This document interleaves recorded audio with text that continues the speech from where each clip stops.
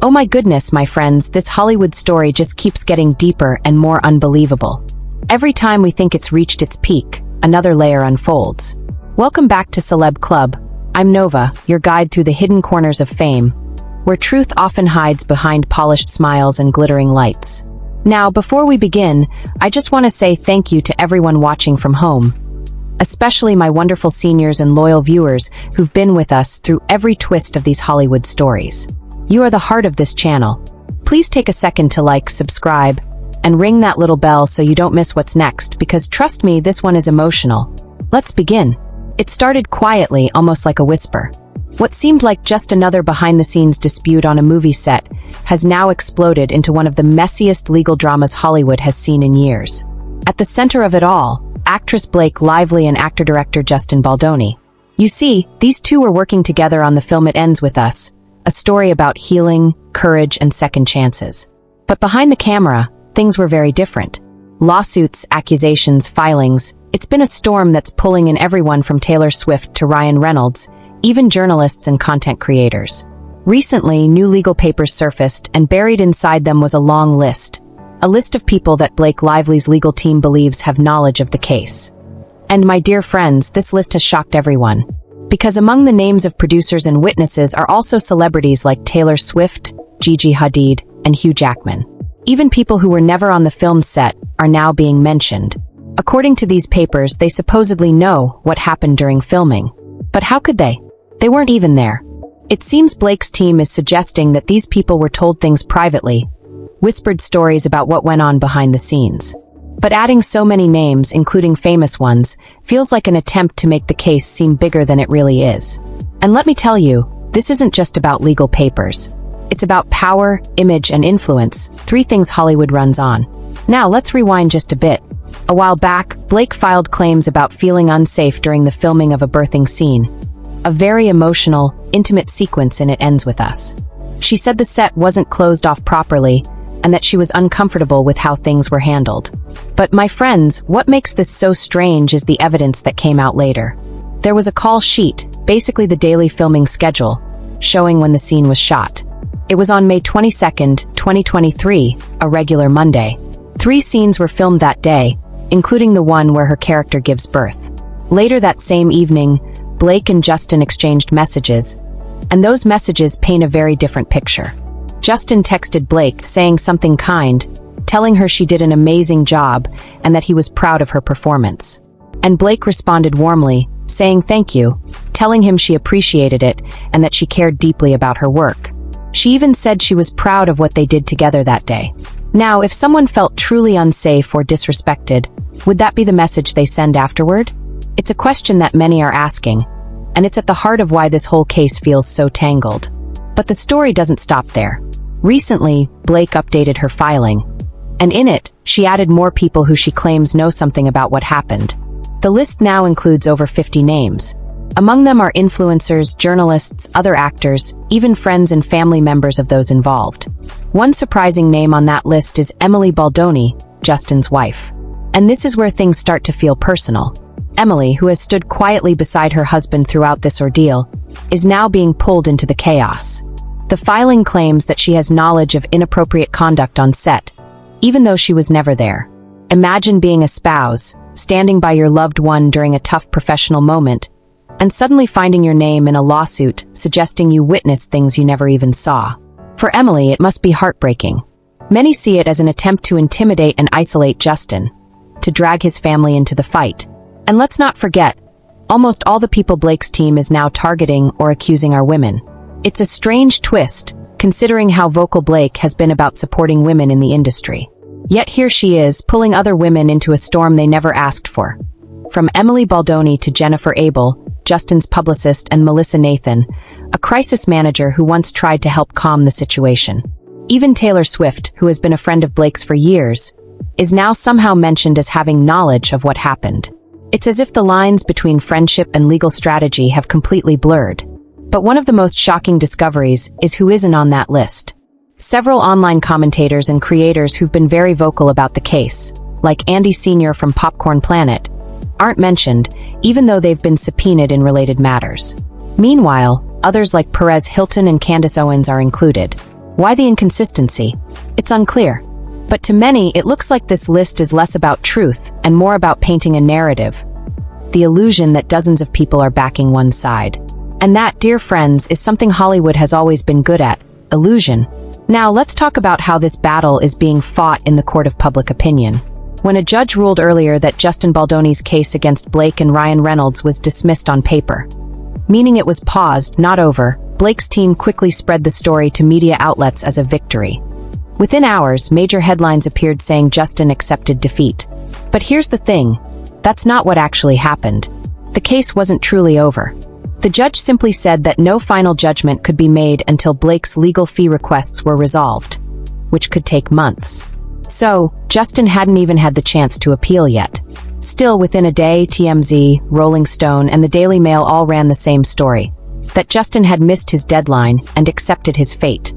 But if you read the court order, it literally says no one can appeal yet. So how could he miss a deadline that doesn't exist?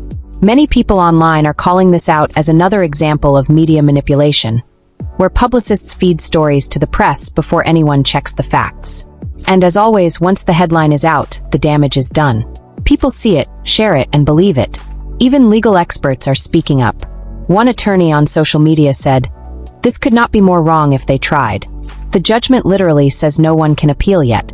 It's a reminder that even big names like TMZ can sometimes be used as tools in a larger Hollywood game, a game about perception. Meanwhile, as this media storm swirls, more filings keep coming. Blake has now requested new sanctions, penalties, against people she claims are withholding evidence. One of them is Melissa Nathan, the crisis manager Justin once hired to protect his image when things first started falling apart. Blake's team says Melissa redacted too much information from documents she provided. Basically, she blacked out sensitive or private parts before submitting them.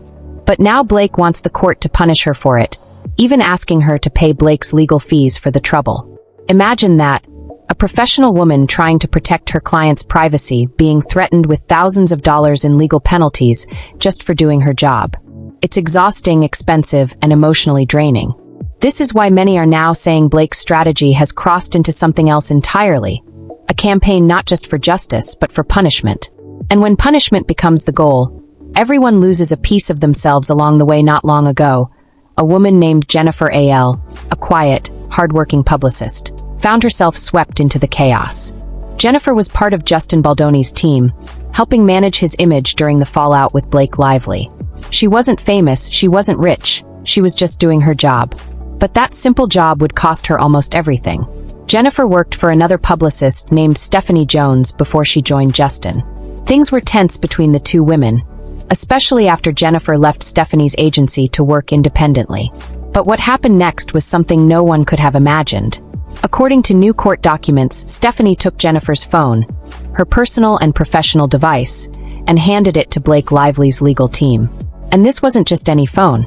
It contained everything: Jennifer's private messages, passwords, client notes, photos, banking information, and years of correspondence. Think about that for a moment. Imagine someone taking your phone, your whole life in one small device, and handing it to strangers who could use it against you. For Jennifer, it must have felt like the ground was pulled right out from under her. The story gets even more chilling. Jennifer's amended legal filing now claims that Stephanie Jones, Blake Lively, and members of their team communicated before they even had legal permission to possess that phone. Meaning, they were discussing how to use its data weeks before they filed any official request for it. If that's true, and Jennifer says she has proof, it could expose a coordinated effort to gain access to her private materials under the disguise of a legitimate lawsuit. And there's more. Jennifer alleges that when her phone was taken, she was approached at her workplace by a security guard, a lawyer, and a data specialist, all at once. They told her to hand over her device and the password, promising she'd get her number back. She never did. They went through everything: her photos, her messages, even her emails with her attorney. For months, she says, they had complete access to her personal iCloud, meaning that even after she changed jobs and lawyers, someone was still reading her private communications until January of 2025. Friends, that's this year. If Jennifer can prove this, and she's now presenting new documentation and digital evidence, this could unravel everything for Blake Lively and her husband, Ryan Reynolds, who happens to be the CEO of the company that filed the related lawsuit, Van Zon Productions. That lawsuit, as Jennifer's documents reveal, was used as a legal cover to justify getting access to her phone. Once they got what they wanted, her data, the lawsuit was quietly dropped. Think about that. They didn't pursue the claims. They just wanted the evidence inside the phone. To many observers, this looks less like a legal dispute and more like a calculated plan to protect Blake's public image by finding and controlling whatever information might damage her. And that's not just dramatic speculation. Even legal analysts have called this a dangerous misuse of legal power. Now, let's take a moment to reflect. For those of us who've lived long enough to see how power works in the real world, we know that truth doesn't always come out in the courtroom. Sometimes it comes out quietly, through the courage of ordinary people who decide they've had enough. Jennifer A.L. seems to be one of those people. In her filing, she writes about how terrified she was when all of this began. She was just one woman trying to make a living in an industry that often swallows people whole. Yet she found herself standing up against millionaires, publicists, and powerful studios. She says she felt bombarded, trapped, and manipulated. But she refused to be silent. That kind of strength deserves to be acknowledged. Meanwhile, Blake Lively's team hasn't slowed down either. They've been filing motion after motion, asking the court to issue sanctions, which means demanding punishment or financial penalties, against nearly everyone connected to Justin Baldoni. So far, they've targeted publicists, crisis managers, former assistants, and even content creators who simply talked about the case online. Each filing costs thousands of dollars in legal fees, sometimes more than $100,000 per motion. For ordinary people, that's devastating. Imagine receiving a court order demanding you pay massive legal fees just for defending yourself. At this point, many legal experts are quietly saying the same thing. This isn't about justice anymore, it's about exhaustion. It's about draining people until they can't afford to keep fighting. And when that happens, truth often becomes the first casualty. Let's go back to Ryan Reynolds for a moment. While he hasn't personally spoken out about any of this, his name and his company, Van Zon, appear repeatedly in the documents. He's listed as the CEO, and that means he's ultimately responsible for what that company does. So when Jennifer A.L. says Van Zon coordinated to get her phone before they had legal permission, that accusation extends straight to the top. For Ryan, one of Hollywood's most beloved stars, that could be career-damaging. Because as much as audiences adore his humor and charm, this paints a very different picture behind the scenes. One of quiet corporate control and secrecy. And for Blake Lively, whose public image has long been polished and elegant, the details emerging from these filings are devastating. The idea that she may have been involved in using private information to protect her narrative could shatter the image she's worked years to build. Already, industry insiders are whispering that her reputation may never fully recover, no matter what happens in court. As for Justin Baldoni, many have noticed that he's chosen a path of silence lately. No interviews, no media appearances. Some think it's strategy. Others believe he's simply emotionally drained. Imagine watching your professional reputation torn apart in the press day after day, while powerful figures shape the story around you. It's heartbreaking. But what stands out most about Justin's situation is how he's refused to publicly attack anyone. Instead, his filings have quietly laid out evidence, timelines, and patterns of behavior that speak louder than any headline. And now, as Jennifer A.L.'s new claims surface, his side may finally have the proof they've been waiting for. Evidence showing a deliberate effort to discredit him before he ever had the chance to defend himself. There's also another emotional layer to this story. Blake Lively continues to pursue new actions in court, including fresh sanctions against Melissa Nathan, Justin's crisis manager, for supposedly redacting too much from her submitted documents. But here's what's ironic. Those redactions are meant to protect client confidentiality. It's a normal part of the process. Still, Blake's team is asking the judge to punish her, to pay legal fees for the time they spent complaining about it. For many watching this unfold, it feels like bullying, legal intimidation disguised as professionalism. And it's working. Several smaller witnesses are reportedly afraid to come forward now, worried they'll be next in line to be sanctioned. It's a heavy reminder that justice in Hollywood often depends on who has the deeper pockets, not who tells the deeper truth. So where does that leave us? Right now, the court battles are ongoing. The filings are still coming in, and both sides are quietly preparing for the next big showdown. The attorney fee decision that could determine who gets to appeal and who doesn't. But underneath all of this legal chaos, there's a deeper question echoing through the industry. How far will people go to protect their image? Because behind every lawyer's statement and every media headline, there's something much more human: fear. Fear of losing everything. Fear of being exposed. Fear of the truth finally being seen for what it is.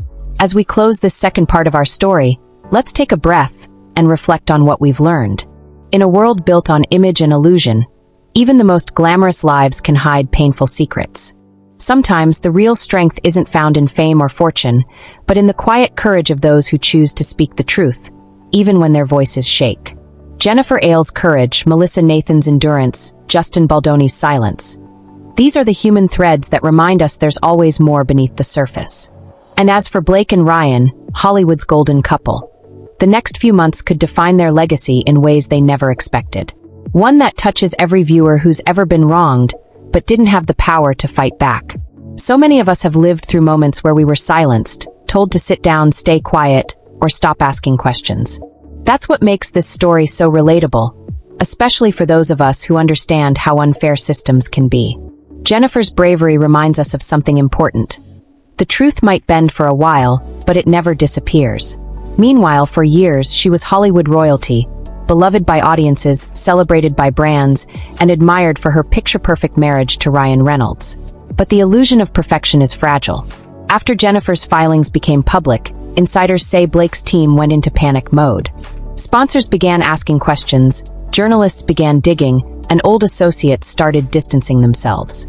Not because they wanted to, but because Hollywood survives on perception. Once that's gone, everything changes. There are whispers, quiet ones, but growing, that Blake has temporarily stepped away from upcoming projects. A few luxury brands have paused collaboration. No official statements, of course, but the message is clear. When a scandal threatens a brand, even friendship becomes a liability. Still, those who know Blake describe her as fiercely controlled, someone who always manages the story before it manages her. But this time she can't control it. Not when there are documents, emails, and testimonies spreading far beyond her reach. And it's in that silence, that rare loss of control, that her humanity finally shows. As for Ryan Reynolds, the charming, quick-witted star we've loved for years, he now finds himself at a crossroads. Van Zon Productions, the company he leads, is being mentioned in more filings than any of his recent films. For a man who's built a career on likability and transparency, that's a hard pill to swallow. Those close to him say Ryan is devastated, not just by the headlines, but by the realization that the brand he built on humor and honesty might now be tangled in legal deception. Behind the smiles, insiders say he's struggling with sleepless nights, tense phone calls, and an overwhelming need to protect his family from the growing storm. And perhaps that's the most tragic part of it all, when the lines between public image and private pain disappear. Now let's turn to Justin Baldoni, the quiet heart of this story. For months, he's been painted as the villain by mainstream outlets, labeled unprofessional, difficult, even unstable. But those who followed the filings know the truth is more complicated. He's chosen restraint, responding not with anger, but with documentation. His filings lay out a pattern of actions that suggests something darker than simple rivalry, something closer to targeted destruction. And yet, despite the chaos, Justin has kept creating. He's been seen working on small community projects, mentoring young filmmakers, and even helping with mental health initiatives. No cameras, no publicity, just quiet purpose. Some say it's his way of healing. Others believe it's his way of proving that no scandal, no matter how cruel, can define a person's soul. But the real heartbeat of this entire story remains Jennifer Ailes, a woman without millions or fame, yet standing up against the most powerful names in Hollywood. Her courage has become a symbol for many who've ever been silenced. Assistants, stylists, interns, background workers, people whose stories never make the headlines. Jennifer's words in her latest statement touched something deep in everyone who read them. She said, "They took my voice, my privacy, and my peace, but they couldn't take my truth. And that's what I'll keep standing on. Simple, honest, unbreakable. In an industry built on illusion, that kind of truth is rare. And maybe that's why it scares so many." Now, let's talk about the courtroom reality. As of the latest updates, the judge has yet to rule on several motions, including whether the sanctions Blake's team filed will stand, or if they'll be overturned. There are also whispers that the FBI's cyber division may review parts of Jennifer's claims, specifically around unauthorized digital access. If that happens, this civil battle could become something much larger, potentially even a criminal matter involving privacy violations. For now, all sides remain silent. But silence, as we've learned, can speak louder than any statement. Emotionally, though, this story has already taken its toll. People close to all parties describe the same atmosphere: exhaustion, distrust, and sadness. What began as a fight over reputation has become a mirror reflecting Hollywood's darker side. The side where friendships are contracts, loyalty has an expiration date, and power can make even the kindest faces ruthless. It's heartbreaking, because for years, Blake and Ryan represented hope. The idea that two beautiful souls could build something real amid the chaos of celebrity life. But as we've seen too often, when power and truth collide, something always breaks. Let's pause here, my friends, and think about what we can take away from all this. Maybe it's this. Sparkle's the truth doesn't need fame to be powerful. Sparkle's courage doesn't come from cameras. It comes from conscience. Sparkle's, and no matter how glamorous a world looks from the outside, it's still full of people who hurt, fear, and try to survive just like us. Hollywood isn't just red carpets and awards. It's contracts, pressure, silence, and sometimes incredible pain. So when stories like this one unfold, they remind us of the human side, the part that's real. The tears, the sleepless nights, the heartbreak that no PR team can polish away. As we close this chapter, one question remains. What will Hollywood learn from this? Will it continue rewarding silence and power? Or will it finally begin protecting truth-tellers and workers who risk everything just to be honest? That's a question only time can answer. But for now, Jennifer Ail's name will be remembered as the woman who refused to bow down, who faced giants and said, "You can take my career, but not my truth." And maybe, just maybe, her courage will inspire others to stand up too. Soft piano returns, slow and nostalgic. Dear listeners, if you've been with me through this journey, from the glittering start to the heavy end, thank you. Because these stories aren't just about celebrities. They're about life, about how easily we lose ourselves trying to be perfect, and how powerful it can be to simply be real. In the end, maybe that's the lesson Blake, Ryan, Justin, and Jennifer all had to learn, in their own painful ways. That truth doesn't always shine under bright lights. Sometimes it glows quietly in the dark, waiting for someone brave enough to see it. And when it finally does, it changes everything.